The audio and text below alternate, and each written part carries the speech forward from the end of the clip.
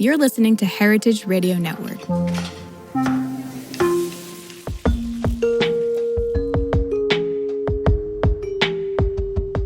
This is Lecker.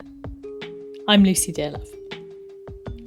This month's book club pick, All Consuming, Why We Eat the Way We Eat Now, by Ruby Tandoh. I can just imagine some guy in a back office, like loosening his tie, a bit sweaty after lunch, like clicking around, like, what are the kids looking at these days? Like, what's going on here? And, he's like writing an email memo for, rainbow bagels and strawberry and cream sandwiches. Like, it's really interesting to see these trends like filter through the supermarket, by which point, that is saturation point, and there's no more consuming this stuff in a way that makes you feel special anymore. Look, I just love Ruby. She was a dream guest when I started Lecker 9 years ago. And if you've been listening to the recent re-release of the Kitchen series over August, you know that was a dream that I achieved. Ruby was on episode 1 of that. And so it's fun to kind of both revisit that and then the same month interview her again for this new book. I think she's just simply a fantastic writer. She's a fantastic writer of recipes, but she's also a fantastic writer of the kind of long-form pieces, whether that's essays or books, that really capture and consider the context of how and what we eat, like no one else really does. She has such a unique approach. She's also very funny, a bit spicy, RIP her Twitter feed, and very online. And those are all traits that I respect greatly. Ruby's new book, All Consuming, is really a natural progression in her work, taking the unique position she occupies as both a professional cook and baker, but also something of a commentator and observer, in order to deeply and thoroughly investigate the culinary landscape we find ourselves in. Essentially, All Consuming focuses on digesting the internet and how our current digital landscape and all its predecessors and ancestors in all their various forms, so interesting to read about those kind of rabbit holes, influences our collective and personal appetites today. It's an extremely engaging book. Every post I've seen about it from various readers on Instagram has emphasised how quickly they raced through it and devoured it. And it really is like you just kind of want to keep going. The depth of Ruby's research and also the breadth of scope of the topics she draws together mean this is a book that I think we'll be referring back to for many years to come. To get us started, let's hear Ruby herself explain a little bit about what All Consuming aims to do. So All Consuming is about modern food culture in a nutshell, especially modern food culture in the age of the internet. So it's kind of largely about how the media that we consume informs the ways that we want, the things that we want. That's incredibly succinct, because the next thing I was going to say is that I actually found it really hard to sort of plan what I was going to ask you about, simply because of the breadth of the book. And I think that is testament to like your approach and the thoroughness of like what you obviously intended to cover and have covered. But it's also a product of the like myriad influences on our food, which obviously we will talk a bit more about. I sort of wanted to ask you, like, where did you draw the line? Like, maybe let's approach it backwards. Like, what wasn't in it? Okay, well, look, here's the thing. It started as such a different book. It started so different. So I had these like highfalutin ideas about how this was going to be kind of a history of human appetite. Like, can you believe I thought I had it in me to do that? So I was like doing research about the kind of evolutionary, biological and so on underpinnings of like why we eat the things we eat. And I quickly realised that I was bored, and also that I really did not have the qualifications to talk about like how we evolved our like particular dental structure. Like, it was just never going to work. And so I was kind of going around in circles with it for 2 years. And then I kind of had to kind of really assess, like, what do I want to do here? What's interesting to me? Like, let's start over with what is driving me. And I realised the most interesting place to start was just simply, well, what am I eating now? What am I seeing online? And how is it moving me? And once I kind of got to that, then I realised that what was the relevant thing within the book. And that was just kind of this all-consuming modern food media and food culture. And yeah, in essence, anything that is in the book is something that has in some way shaped the way that I eat. That's kind of the remit. Yeah, it's because you allude to this kind of earlier incarnation of the book in this book, and I think there's a reference to you're writing about 3.5 billion year old microbial mats, which honestly I believe you could make that interesting, but I think that's the point. That wasn't the book you wanted to write. No, here's the thing. I think I wanted it to be, and you know, this is the vanity of like people who want to like make anything. I wanted it to be timeless. Like I didn't want it. Here's the thing: food trend cycles are so quick. You know, Dubai chocolate is in today, out tomorrow, you name it. And I didn't want to write a book that only spoke to this pinpoint moment in food culture and then was never relevant again. So that's why I kind of really wanted to take that long view.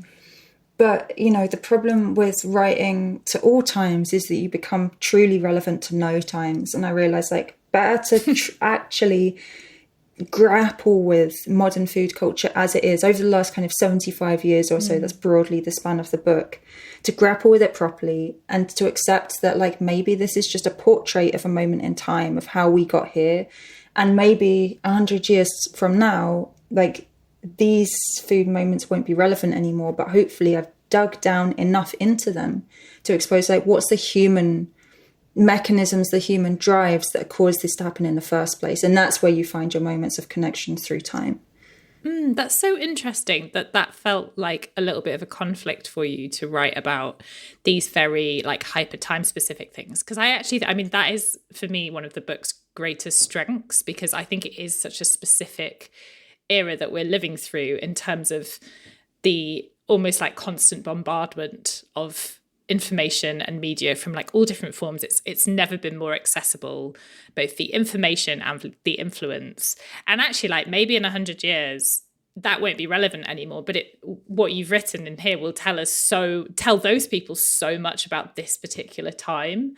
So yeah, it's not timeless, but it is timely. Yeah, I hope so. And actually, do you know, like, in terms of like it being a time capsule, like telling people, you know, what was going on here and now, there was just like one book that I kind of read during my research, and it was called The British at Table, and it was kind of written in the early 80s. It was by Christopher Driver, and he was saying, well, look, compare what food was like in the 40s to now. Like, can you believe it? We've got vegetarians now. We have this now. We have that now.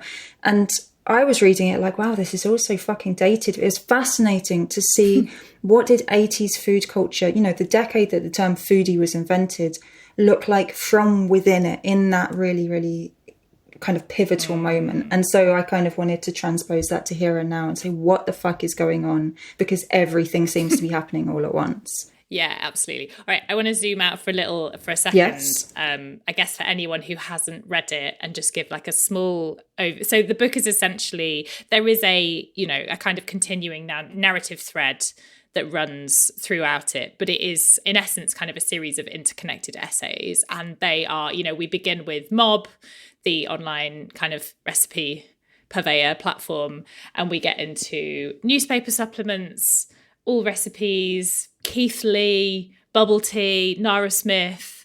I mean, I feel like, again, like if the author that wrote the book that you were talking about heard this list of things, he would have just been like, what? Exactly.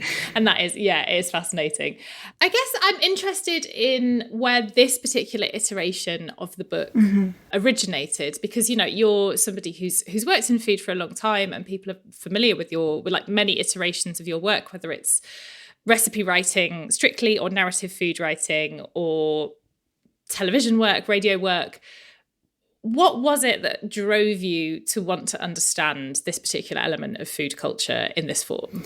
I think the kind of, for as long as I've been doing kind of work within food media as an entity, if you want to call it that, I've kind of had like a slight ambivalence towards it. Like, even when I was writing recipes, I was like, do we really need more of these? Like, I certainly, like, in a world of like 100,000 like carrot cake recipes, more even, I know that I'm not going to come up with one that's a meaningful contribution to the canon. So like, what am I doing here? And I think, that ambivalence has always been there. But in recent years, I've been particularly like, well, hold on, what's this all about? Like, it's not that I've been disillusioned with it at all, but I've been wanting to take half a step back, and rather than constantly kind of producing content within the kind of content machine, to ask, well, why is so much content being produced? It's just a tiny half step back, because I wanted to understand what food and media is now, and how we've got to a point where, I can open Instagram, or I can step out on the street, whatever, and see a million kind of little bits of content, adverts, like reels, you name it, for hyper niche foods. And like, this was not always the case. We're so used to this. We're so used to food being a topic of conversation, at the pub or whatever, but it's not always been this way. And I wanted to get to the bottom of why, and what's interesting about this kind of food deluge, and how can we make sense of it despite the sheer volume of information. Do you feel like in sort of the outcome of finishing the book, and now it's it's going out into the world, and I guess at that point it kind of leaves your hands to a certain extent, do you feel like you have understood that? Do you feel like you're closer towards it?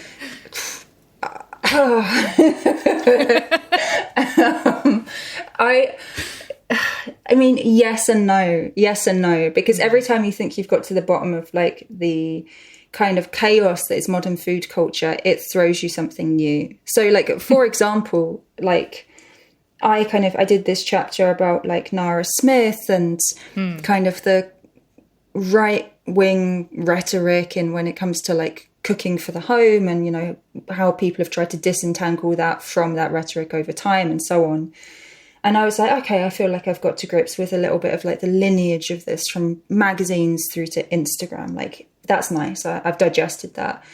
And then gradually online, I saw this kind of new thing happening, which I've still not exactly wrapped my head around, but it's like the creep of a kind of right-wing, slightly reactionary mode, set of people, rhetoric into like restaurant writing and restaurant recommendations. I'm like, fuck, another one. This is whack-a-mole, like cultural whack-a-mole. Like, how do I keep up with all of this?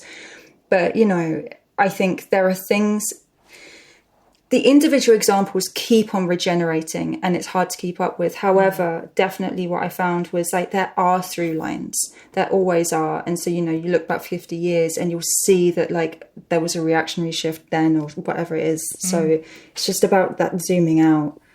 Yeah. And I think it can be really hard to do that, because like at the moment it sort of feels like we're constantly in an IMAX, in the sense that like it's this like almost 360, like it's really hard to take yourself, like I can open my phone and then it can be 2 hours later. Yes. And I'm like, what have I who did that? Like, who's trying to sabotage me?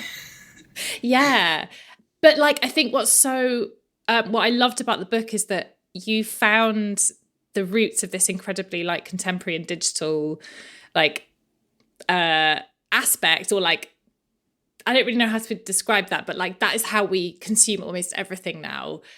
And it influences everything, even physical media, like cookbooks are, kind of, they're being informed by this like infinite scroll, essentially. But one of the chapters I loved the most in All Consuming was the one about supplements. Oh, yeah. And how that really... And I think it's such a, and perhaps like you can correct me if I'm wrong, but it feels like such a specifically British like element of, I guess, media history. What point was it that you realised that supplements were so important? Because obviously, we've had food magazines as well, and you do talk about those, but the supplements especially, and the writers that came through them. Yeah, when did you realise that was such an important part of the story? I think... because I've been like a fan of like Jane Grigson's writing for a while. Like, she's just like great, and she's just like a weird nerd in a really lyrical way, and I think that's fantastic. But I think I knew I wanted to write about the newspaper supplements, or at least I wanted to write about her work in the supplements. But the more I dug into it, the more I realised like that the stuff she was writing about was incredibly niche.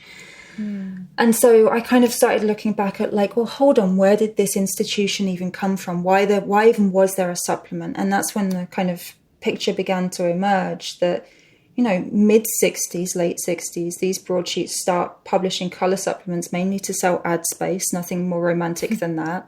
But they needed content to go alongside the ads. And so they were like, well, I guess we can do like cars, holidays, I don't know, advice columns and some recipes. And obviously they're still doing this formula now. It's like genuinely not changed at all. Yeah. But what you see over the first kind of 2-ish decades of that is like essentially food, hyper niche food stuff. Jane Grigson was writing about tripes. She was writing about like many uses for prunes. She was just like going in and writing these wonderful essays about foods and then like quite esoteric recipes for them. That food content was going into millions of homes of people who were not even food people particularly. They were just people who wanted a Sunday paper. And that broke a wall, really. So you no longer had to be like a gourmand. You no longer had to subscribe to a food magazine or particularly follow it with any great interest. It came to you. And so that's when you see like foodie culture in the UK really like become mainstream in a far, far bigger way, bigger than like Elizabeth David writing cookbooks for people who wanted to buy cookbooks. Like this was for everybody. Yeah, I find that so interesting because I think I have probably been guilty in the past of maybe seeing Jane Grigson and Elizabeth David through this kind of lens of, I guess, which is how I've experienced them, which is people talking about like how it influenced their mum at home, and it kind of taps into an element of food culture that I just kind of find quite boring and cozy. Yeah, because you're like, I grew up in a household that loved food, but that wasn't my experience, and that wasn't the books that were around, and I just don't relate to it at all, really. But actually, like, sort of seeing your perspective on Jane Grigson, who I have read now as an adult and appreciated a lot, but really made me sort of like try and pull myself out of that, because and I think that's a really interesting, I've got like really second guessed my response about that, because I think it's almost this like, people love to call it like reverse snobbery, like the idea of demonizing like, I don't know, intellectual middle classes or an approach to something that feels like anti-popularist or whatever. Do you know what I mean? Like, but it's really interesting to see it from that angle. And yeah, I loved it. I really appreciated it. But I felt the same way about her. And I think I even said it publicly. Maybe I'm even getting her confused with someone else. I don't know. I can't be expected to remember every stupid thing I've said in my life. But I think at one point I said publicly, like, oh, I've never read Jane Grigson. Why would I? I think I said that, or maybe it was Elizabeth David. And I remember people were quite upset about it. They were like, who do you think you are writing recipes if you've not read Jane Grigson? I was like, I'm getting on fine. And so, right. Part of me feels the same as you did as well, which is just like... And that response says so much about like permission and like gatekeeping and who's allowed to like be an authority. Yeah. But I mean, I think here's the thing. I now love her writing. I think she's fantastic. But I also still do kind of prickle a little bit at this idea that you have to be literate in the food writing canon in order to have any meaningful contribution in food culture. Like, I think, you know, especially in the age of kind of, food images really having more weight than words and video and all of this stuff, like you really do not have to consult with it on those terms. I agree. But then for me, there's also this other kind of like parallel road that has emerged that I have like real issue with, which absolutely I feel like comes up, sort of pops its head up throughout your book, which is the idea of the expert and kind of like anyone can be an authority, and whether that's kind of qualified or not. How do you see that element of food culture? Like, because for me, like I feel like most of the social media platforms that I frequent really reward the idea of positioning yourself as an authority on something. Like, there's not a lot of space for fence sitting. No. It's very much like, here's the restaurants you should go to. Here's what you should make for dinner. Here's the best version of this. Was that something you felt like you were grappling with in the research for this book? Oh, certainly. I feel like not all, but a lot of the chapters in the book deal with one way or another with this question of, well, who gets to be an expert or even just to kind of be a creator, have a voice within food media? Because it used to be a very clear division. Either you were writing a recipe for a magazine or you were not. Like, there was a consumer creator divide, but now, those boundaries are very porous. And I think there is good and bad within this, obviously. So like, you know, yeah, one thing that I like, so one of the chapters is about allrecipes.com, which is just this insane treasure trove of like American, Midwestern mainly recipes. And I think it's fantastic. You know, it is slightly a relic now, but of the early internet where people genuinely felt, well, fuck, I can participate. I can create this culture that I'm reading about. I can be part of this, uploading their own recipes.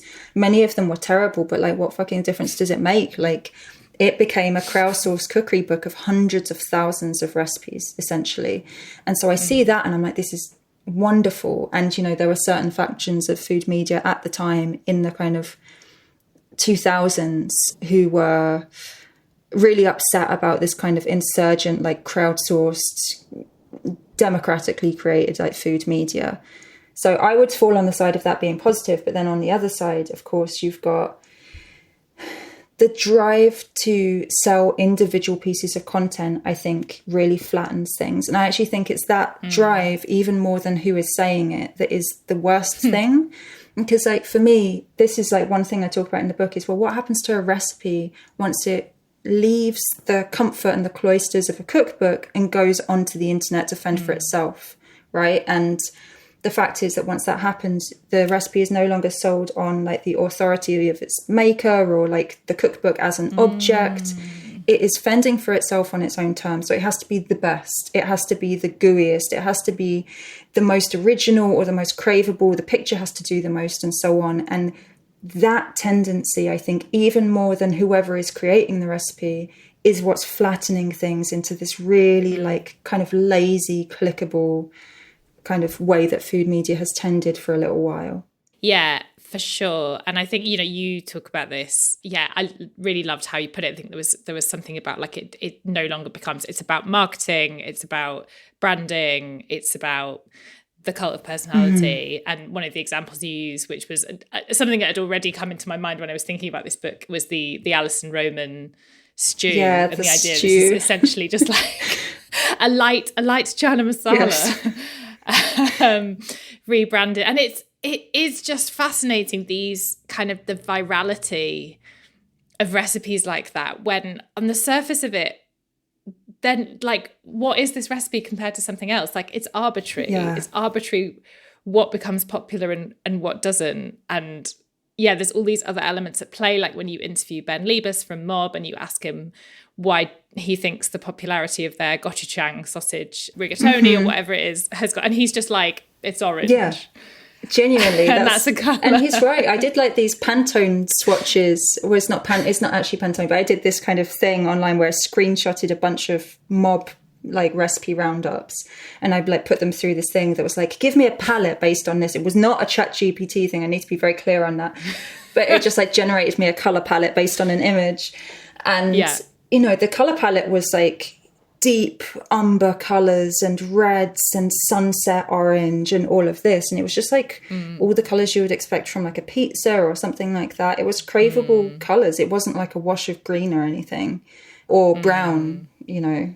So it's interesting. And that's so interesting, because I think like I'm actually almost really surprised how honest he was about that, because it almost feels like something that the secrets of like the 60s ad men would have hidden from us. Even though it's not really like malignant in any way. It's just an interesting like insight into kind of the machine behind, I guess, some of this. Well, I think perhaps what Mob does very, very, very well, and it's, you know, so many recipe developers are involved in Mob, and they do all have different styles, so I don't want to like say that it's just one thing. But what they are excellent at is marketing a recipe. That is the thing. It's like, what adjectives are we going to affix to this? How are we going to film this video? Like, what textures are we going to like market it as having, and so on, even down to the color, as you said. So, you know, it's no longer enough to develop a recipe. It used to be enough to write a recipe. Then there was the kind of Ottolenghi shift where you had to kind of develop a new recipe, and now you have to write, develop, and market a recipe. So, yeah. Yeah, what you said about recipe writers and now recipe developers, it absolutely blew my mind, because I was just like, it's never occurred to me in this I guess like conscious years of my life that like that was not previously the job. No, you used to just like, you know, not to be like back in the old days, but back in the old days, you used to write a recipe. You used to, you know, kind of dig around, compare a few sources. Perhaps maybe you'd use a family recipe or one that you'd kind of perfected or whatever, but like you were not making up new recipes to sell. You were finding, if not the best, then the most practical or the quickest way of making an existing thing. Or even just how you did it. Yeah, there you go. You know, like the kind of like the voice and the personality, I think, in sort of modern history of recipe writing has been important. Like there's the reason why people name check like Jane Grigson, Nigel Slater, Elizabeth David, because like the person is important, the lifestyle, that has kind of long been a bit of a thing wrapped up in it, right? Yeah, definitely. And so, you know, as you say, like someone's personality would be wrapped up in the recipe. That would, some of their authority would be imparted onto the recipe. And you know, that's why you made it. Like I trust, you know, I don't often cook from my cookbooks, but there are certain times where I'm like, do you know what? I want like an apple pie, or I want something like quite comforting and just like something that feels a tiny bit monastic. And that's when I go to Nigel Slater. Like that's that, like he has like a very specific function in my culinary life. And, you know, I like that. I like that element of connection you can have with a writer's tastes. But of course that happens slightly less online. Yeah. It does. Why do you think you don't often cook from your cookbooks?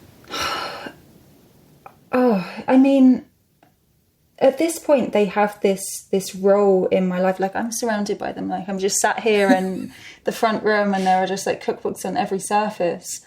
And I guess I see them partly as objects in a way that, like, you know, I know it feels very obvious to call them objects, but I think now that we have so many recipes that are not objects, you know, that physicality has taken on a new resonance. But also it's just the fact that like a lot of the time I just Google something. And once you have kind of opened that portal into searching, not just for like a lasagna recipe, but the best one, then it's really hard to go back. Because, you know, I will like open one of these cookbooks and I'm like, yeah, this looks like a fantastic recipe, but I bet I can do better. Is it the best? Exactly. Yeah. What makes me think I deserve the best? I don't know. And it probably even isn't the best. So who knows? I mean, I asked because like I have a very similar relationship to my cookbooks. I actually do. I am trying to make a conscious effort. And there are books that I use again and again, like Mira Soda's books. Yeah, fantastic. I will use them weekly. Like I love them so much. But actually, I mean, a lot of her recipes are also available online.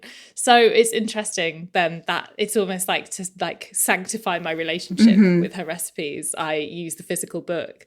But it's also like, yeah, as you're saying, the ability to search and like have this incredibly granular, like, okay, I have an aubergine, some celery and some goat's cheese in my fridge. What can I make that uses those 3 exact ingredients? And instead of like using my brain and being like, okay, well, I could make this and I could like sob this in, I need a recipe that tells me how to use those exact 3 ingredients. I think there's an amount of anxiety in it, right? I actually do think that, you know, maybe this is like overreaching, and so I don't want to like put it in too like strong terms, but I think that I think we're increasingly anxious as cooks, and I think the granularity of internet recipes, the ability to search for any like solution that you want, like the ability to find any tutorial in exact detail on YouTube that you want, I think it is partly, you know, it is a wonderful way to address that anxiety and to kind of find a fix. But I think it's also part of the source of that anxiety. Like it makes sometimes the abundance of food knowledge out there makes you feel like there is one particular way to do things. You know, even the idea that there could be a best brownie recipe, as like the first page of Google will, you know, tell you with like absolute force, like, of course there's not. You know, these recipes have to sell themselves, and it kind of creates a little bit of anxiety in us in turn. Yeah, that I think that you're sort of characterizing that as anxiety is very, that feels very on the nose for me. And I just don't know where that pressure comes from, because who cares what you're eating at home? My nan, like, if she has leftovers, she's not like looking, like, she's not putting into Chat GPT, like, fucking, like, how to use half a pepper. Tell you what she's doing every time without fail. I can put money on it. She's making a fucking soup out of that stuff. She's putting it in a pan with some stock and she's blending it into a soup day in, day out. And I think there is elegance in that. And I think, absolutely. Yeah, like like eating leftovers at my parents' house is like, you eat the leftover, you eat whatever's left. There doesn't need to be a coherence to that meal. It's like you're eating leftovers, and I sort of can't bring myself to do that. Yeah, this is it. Well, do you know what it is? It's partly this. There's this book. I have the book here. It's this. It's Paradox of Plenty. Like Harvey Levenstein wrote a book about this like a while back. You know, the more food knowledge you have, the more options you have, the more choice. The kind of more you're like, oh fuck, what do I actually do with all of this? Yeah, right. Yeah, so it becomes a kind of choice paralysis style thing. That's useful. It makes me feel somewhat better.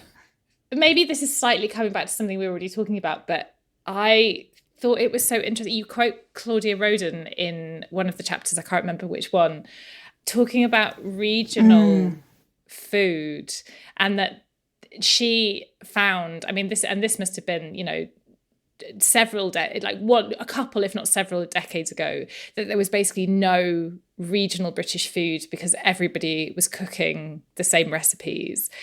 In your research for this book, would you find that you agree with that, or from this like absolute like mad flattening of everything, are there the like little shoots of regional tastes and habits?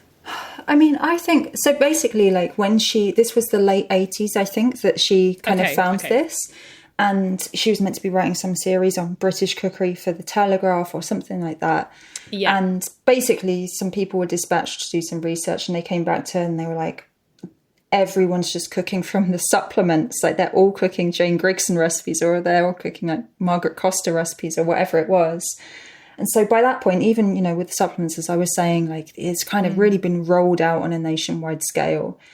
Obviously, the internet has like wildly sped that up. So we are seeing a flattening. And I think mainly for this book, like that's what I was looking at. I was looking at the big forces, the things that kind of steamroller like everything else, and kind of have this incredible reach and this ability to kind of connect people along the lines of appetites, but across demographic and geographical and all of these lines. But I think there remain kind of pockets of regional food culture, although increasingly it's funny, like the best regional food culture I think in the UK is like all fast foods. You know, there's different ways of doing chips or pies and stuff like this in a way that I think is nice. It's like the last vestige of that, but... Yeah, I just got the, were you on Binley Mega Chippy TikTok? No, I wasn't. No, I've not seen this. There was, it was a short-lived phenomenon. There was a song about Binley Mega Chippy, and I find myself singing it quite regularly, yeah. And I guess kind of as an extension from that, you know, you sort of... not caveat, but you make it very clear in the intro to the book that you're coming to this book and this topic as somebody who lives in England, in Britain, and you have written for both UK and US based food media, but like your perspective is somebody who lives there. And the book kind of does cover, you know, there is like this global outlook that you mentioned with the kind of like this flattening of culture that we talk about on the internet. You know, there's content available from everywhere in a way that it never has been before. But in terms of sort of the US and the UK specifically, are there some really key differences that you've noticed in how taste is influenced? I think that a lot of the big differences between the US and the UK are honestly about just the structure of mainstream media and the way that works. I think I can't speak to the intricacies of like media in the US, but certainly in the UK, you know this, I know this, like it is like a calcified, like rotten, like terrible little system. And you know, it's getting worse probably because they have less money. Exactly. It's getting poor. It's, you know, like a kind of country estate owned by incredibly rich aristocrats that's just like going to the dogs because none of them actually have any money anymore. Like, it's that kind of vibe. And you know, that's really where it's like the newspaper supplements, right? That's where so much of our food culture was kind of formed within these specific media bubbles. And so even now, like, why is one of our, I'm sure he's a nice man, but why is one of our main restaurant critics like the Queen's son? Like, this is where we're at. So you know, I think that certainly sets the tone. I think a lot has been said about the difference between like British and American restaurant criticism, the kind of rigor that goes into the latter, and the former is more of a kind of chit-chatty, personality-led thing. So there's differences there for sure, but I also think that in terms of the way that information flows and trends flow, you know, the internet really has changed a lot of that, because Substacks, you know, I follow various American Substacks. I know that there are recipe platforms like Mob that I know are kind of finding routes into the US. I've had like people ask me like, who are these Mob guys? Like, what's going on here? So there's a lot of cross-contamination, let's say. But yeah, it's interesting. Definitely the differences are less marked. But what I would say, actually, I think importantly, is that Britain, whilst it has had like quite a significant embedded like food media culture in the newspapers for a long time, it has not, unlike America, had legacy food publications like Gourmet. It hasn't had that. And so I think there's kind of a tension here where we really think we have it sorted because we had Elizabeth David like 75 years ago or whatever. But actually, we've not had that attention to detail that the Americans have had. So it's interesting the way that things are starting to level out a little now. That's so true. And I think that's really contributed to not seeing food as something to be taken seriously as part of culture. It's, you know, food is in the lifestyle section. Yes. It's kind of like habit, it's entertainment. It's not something to be documented. And I think it's only very recently that in mainstream like food culture we've seen a little bit more of that. But even then, from kind of the other angle of it, like all recipes like would never exist in the UK. And, you know, there are various reasons for that. I think the size of the country and the regional differences that are, you know, palpable does contribute to that. But all recipes feels like such an American institution. Yeah. And I've been kind of racking my brains about why that would never exist in the UK. But I think it's almost like a self-gatekeeping. Like, I can't see a recipe forum existing in that way where people were like excited to contribute and feeling like they had permission to document their recipes in that way. I don't know. Maybe that's an overreach. No, I think there's something to that. And I think that we would be in general, slightly more nervous about putting our name to a recipe and saying, everyone loves my cookie recipe. Yeah. I think we'd be more nervous about that. But I think... I agree. Unfortunately, I don't know. Like, now that we've got into, like, Instagram recipe production, like, in full swing... Yeah. You do have more people like having the confidence to share their recipes, which I think is lovely. But the downside is they're doing it in their capacity as like semi-professional, monetized, like whether it's Substack, whether it's YouTube, you name it. Everyone's like having a go at it. I think it's a good thing, but it doesn't feel completely just in the spirit of all recipes, which was like for no discernible benefit beyond your own kind of pride and contribution. Yeah, I really agree with that. And that's been sort of the major shift in online culture in general, you know, from, you know, I came of age in like the golden era of fashion blogs when I was a boy. And like, you know, that wouldn't have been to see like a paid partnership on like a noughties fashion blog, or like even, you know, the sort of my earliest kind of interaction with, I guess, digital food culture was reading like Cheese and Biscuits or Hollow Legs, and it was primarily restaurant reviews because I wasn't really interested in recipes then, and like it was just for fun. And I understand why we're all trying to monetize everything now, but it really changes the tone. It does. Of it. It really does. Yeah, I feel like that's part of the demise of, and you know, this actually ties into even the shift from Instagram to TikTok. You know, every time the platform changes, so does the media and so does the food. Like, right. Because you have the demise of kind of not completely, but certainly often, of authority and the rise of something a little shallower and more direct about the food itself. On Instagram, a lot of the time, or even go back to the blogging days, if you were getting restaurant recommendations from there, it's because you followed someone like Hollow Legs, let's say. Right. You follow this and you trust their judgment well enough and you go to these restaurants. Once Instagram came along, like you may be following someone's account, maybe they got cult of personality, whatever, you're taking them at their word for things. On TikTok, a restaurant can blow up without the person having a following in any meaningful way, because the way the algorithm is configured is to reward the individual piece of content rather than to reward the following of whoever posted it. And that is the game changer for all of this, because it means that content can float free of authority and all of that. So it really, really changes the way that taste moves. Yeah, that's so true. I was trying to explain TikTok to someone who'd never really been on it the other day, and I was just like, it's different from everything you've ever experienced. and you know, like that's the thing, like Keith Lee, who you write about in great depth and detail in the book. Keith Lee would have never blown up on Instagram, and it's really hard to understand why that's the case. But yeah, I think that's so like nail on the head to how you've put it about it rewards the piece of content, not necessarily the person building a following.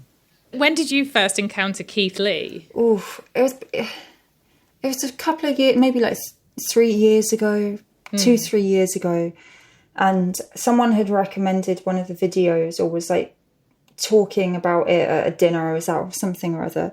In any case, I was fascinated because, you know, he was this restaurant critic. Perhaps critic isn't the right word, but we can get into that. But certainly like someone who made a lot of content recommending or not recommending restaurants.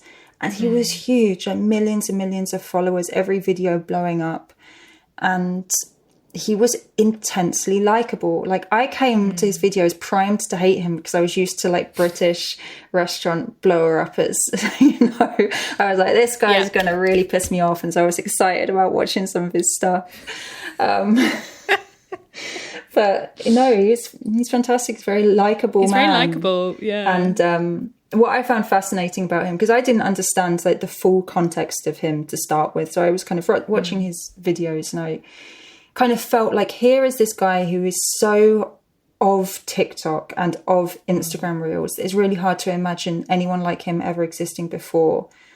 But, you know, as is like very much the spirit of this book, I didn't want to believe, and I knew that I shouldn't believe, that everything is just like crazy new and unprecedented. There's always a root of something elsewhere in the culture.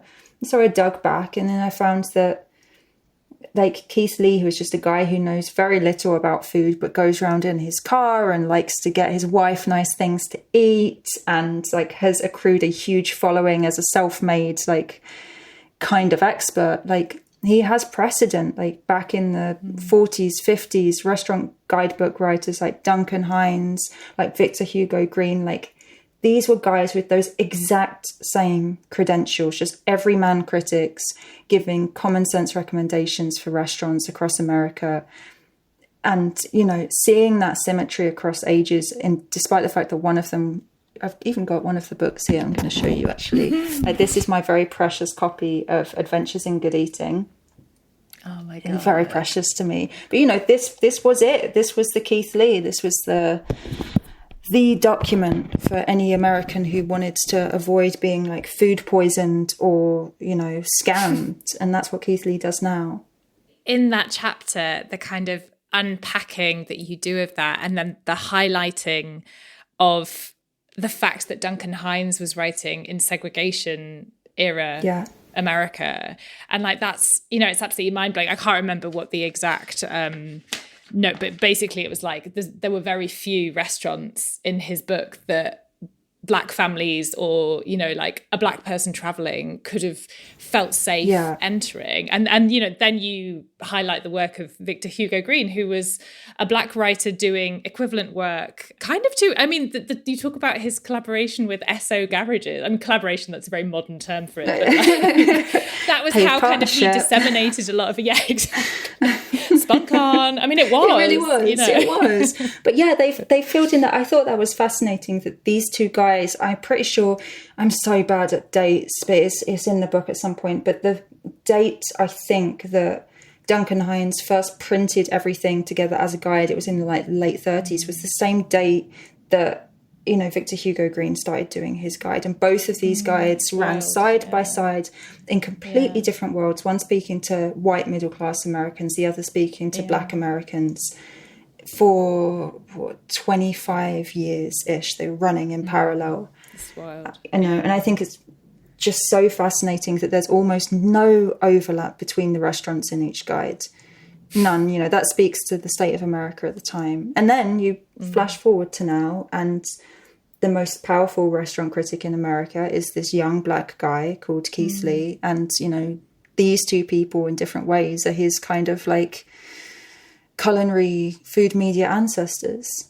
Yeah, it was such an interesting idea of the lineage. I loved that. And also that for me was another like real contrast with food criticism and spheres of influence in the UK versus the US, because, you know, as you point out, there's basically no full-time black food critics in the UK now. In fact, I think maybe, like, to paraphrase how you described it, there's more food critics that went to Eton than there are like food writers of colour more broadly, like, let alone black food critics. If that's not like strictly true, then it's certainly spiritually true. It's true in vibe. I think it is strictly true, though. That's the thing. I did do some maths on this, but we'll see. The Nara Smith chapter, where it becomes, we sort of turn from the outside world, maybe more sort of the kind of idea of restaurant and food and how like the outside world is influencing the Nara Smith phenomenon of kind of like yassified domesticity. It feels so in some ways regressive, and yet it is so of this time. And I love that you never come to a conclusion over whether Nara Smith is sort of knowing about what she does, or whether like there is an irony there. Like, it's not clear at all, which is really unusual to like not have that clarity.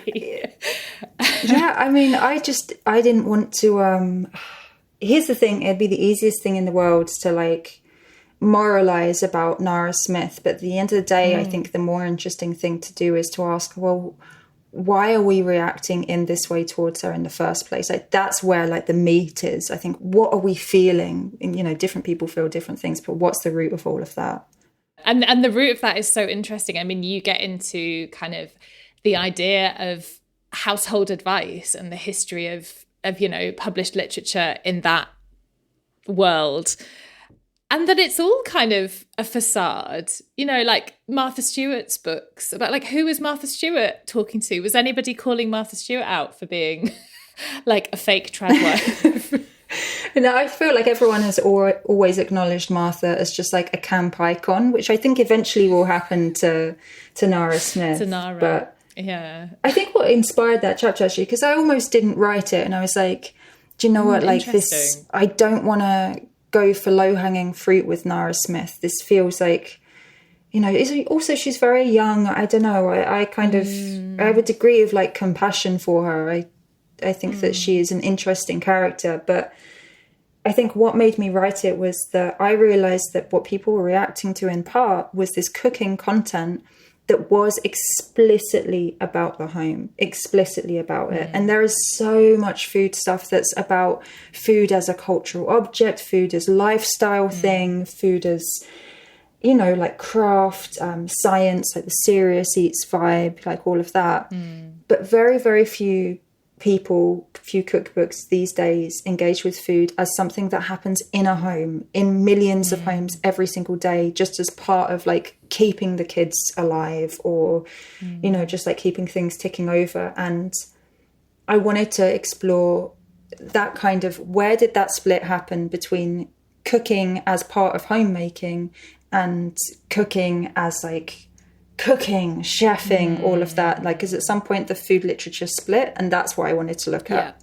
There's such an irony in that, when given like visibility of homes on like, you know, I can open any social media platform, whether it's YouTube, TikTok, Instagram, and like I will see 20 strangers' homes within 20, because that's where it's happening. Yeah. And the home has become this set for the content that we're consuming. And yet there's no interrogation of that. You're right. But even recently, like, so one thing, Vittles did a project recently, actually, which I thought was, at first I was like, oh, this doesn't feel Vittles. And then I was like, hold on, it is and it should be, like this cooking with kids, cooking for kids. I knew that's thing. what you were going to say. And I was like, hold on, like, of course, this is so much of what cooking is for so many people.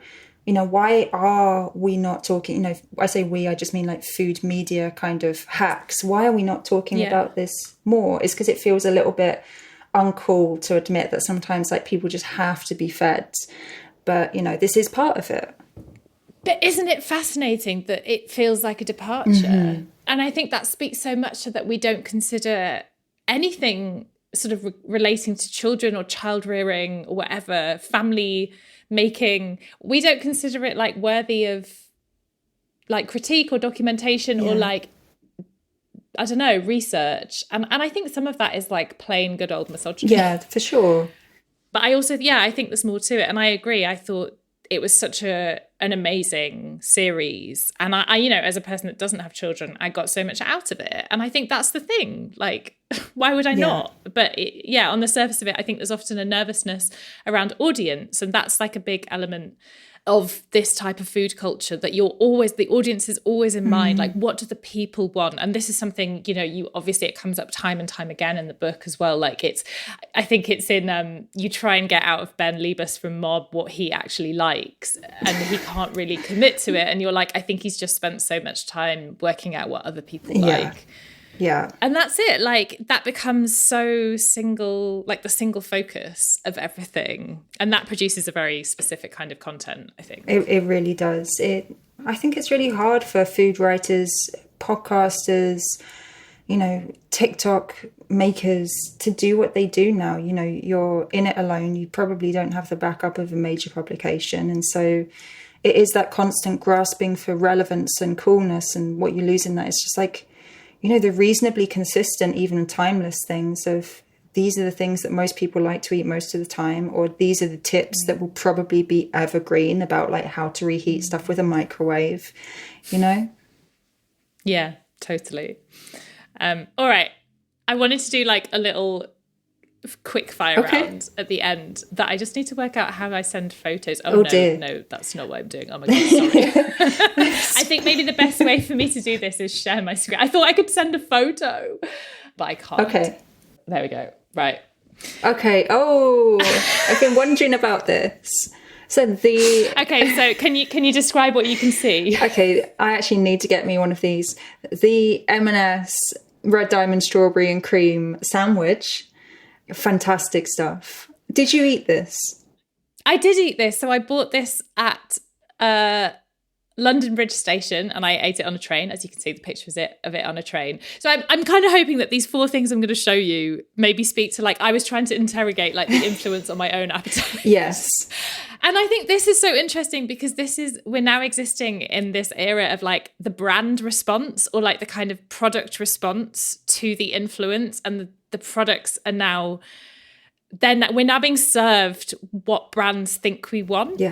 Yeah. Based on the influences that everybody can access. And I think that's so fascinating. And this is obviously like the strawberry sandwich is a kind of a take by M&S on the Japanese fruit sandwich. Yeah. And yet it's not.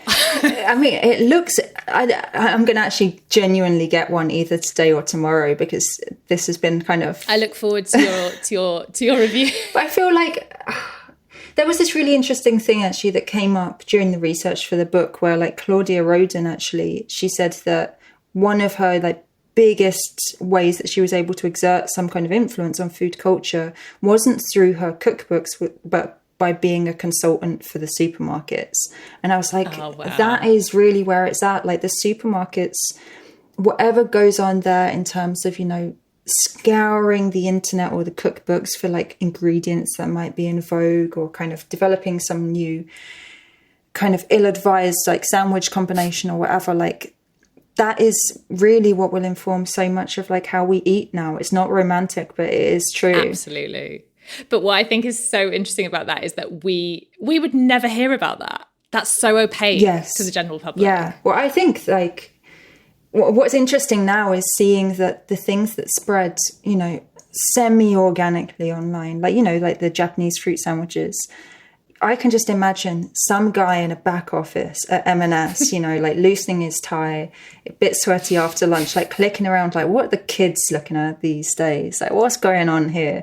And, you know, he's like writing an email memo for, you know, rainbow bagels and strawberry and cream sandwiches. Like, it's really interesting to see these trends like filter through to the supermarket, by which point, you know, that is saturation point, and you know, there's no more consuming this stuff in a way that makes you feel special anymore. Right. That's an interesting angle on it. Yes, which there is an element to that, to the kind of we're all obsessed with being the discoverers. Like, will Ottolenghi have the same heft, you know, over the next few years now that there is Ottolenghi like branded stuff in the supermarkets rather than just purchasable through the online store or whatever? Like, I'm very curious to see that one play out. There's definitely like a inflection point where all of the cultural prestige that comes in eating a certain way evaporates once it gets middle aisle of Aldi, then you're fucked. That's it. That's the cultural death. Yeah. Yeah. Okay, number 2. I guess this is possibly a bit similar. Oh, I don't know. Was this something that you... Yes. You've had it. Okay, so I haven't eaten this, but this briefly on my FYP, well, not even briefly, for probably about 3 months, was everywhere. So this is the Buldak cream carbonara instant noodles. Yes. Just fascinating. I think I wanted to share this because it's so weird to crave a food you've never eaten. I completely know what you mean. So I also was craving it for a while. So this like really took off during the pandemic, I think. Yes, that's right. Yeah, which makes sense. It does, yeah. And I think the fascinating thing about it is obviously it rides a certain kind of interest in Korean culture and music and food at the moment. So it's definitely coming on that. Yeah. But also like, it's just like...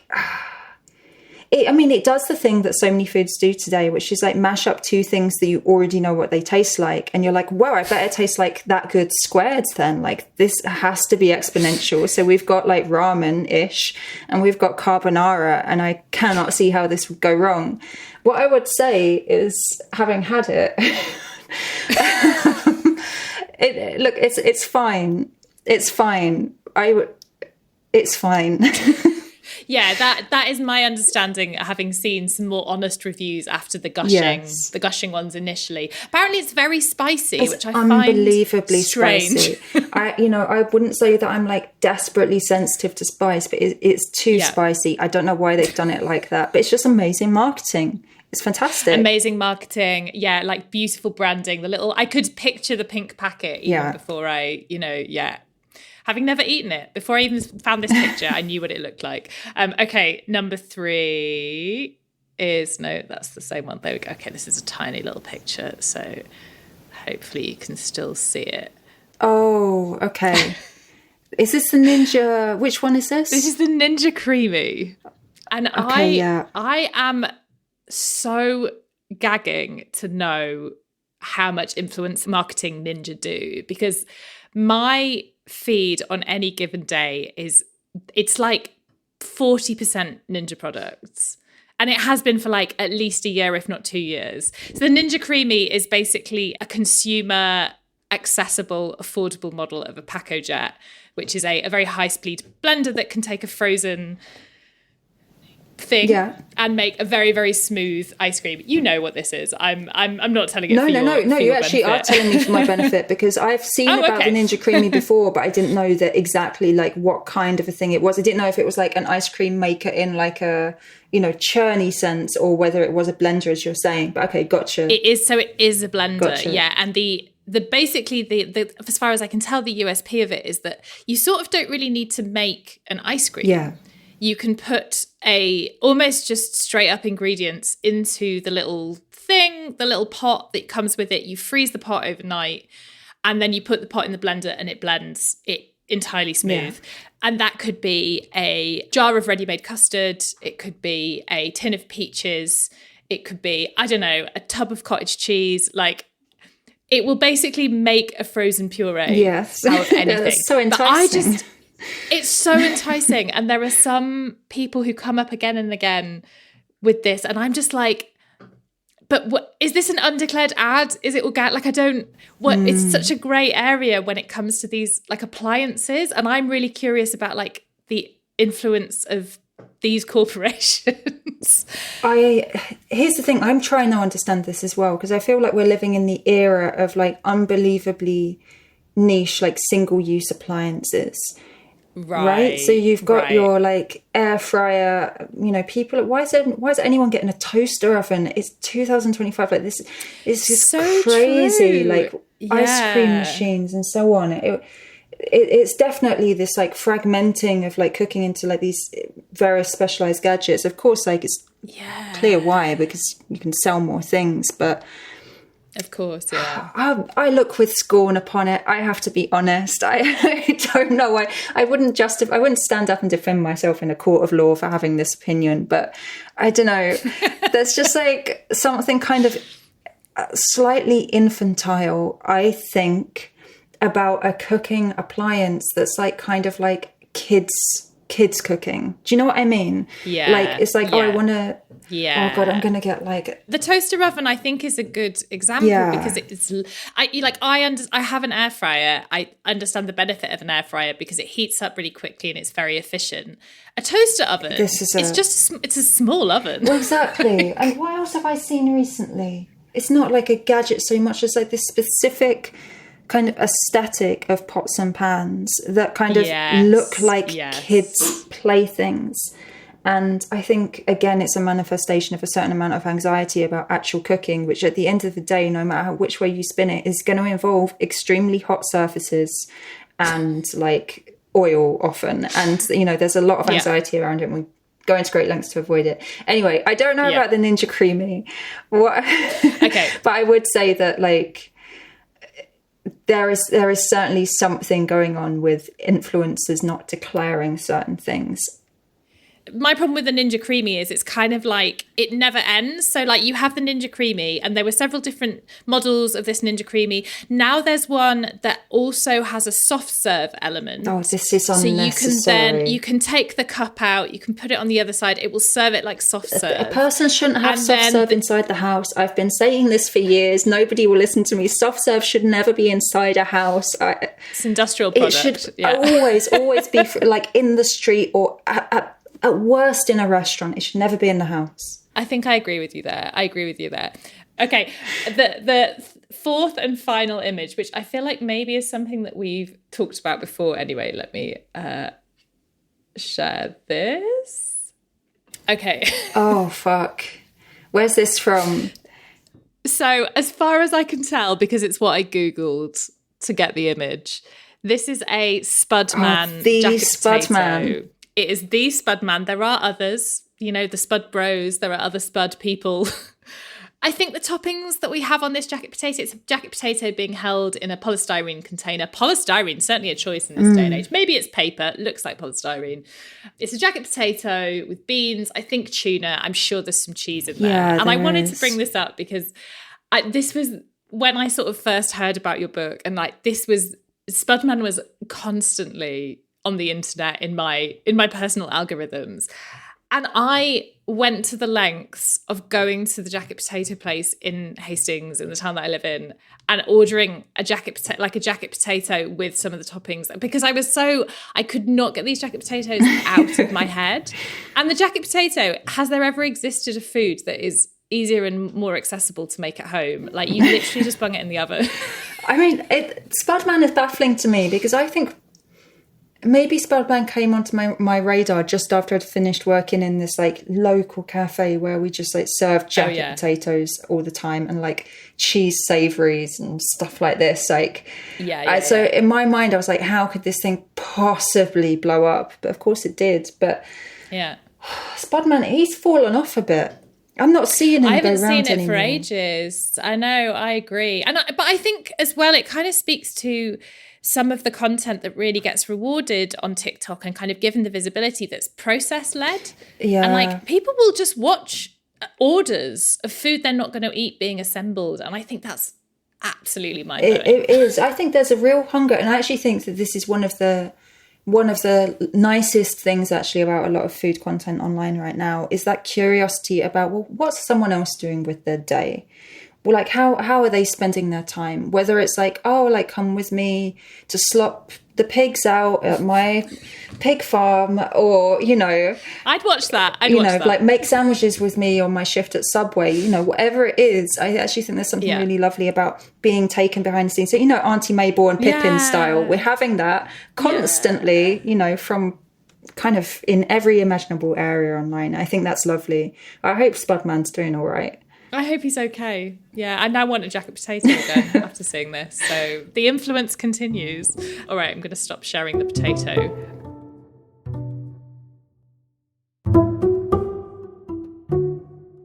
Lecker is hosted and produced by me, Lucy Dearlove.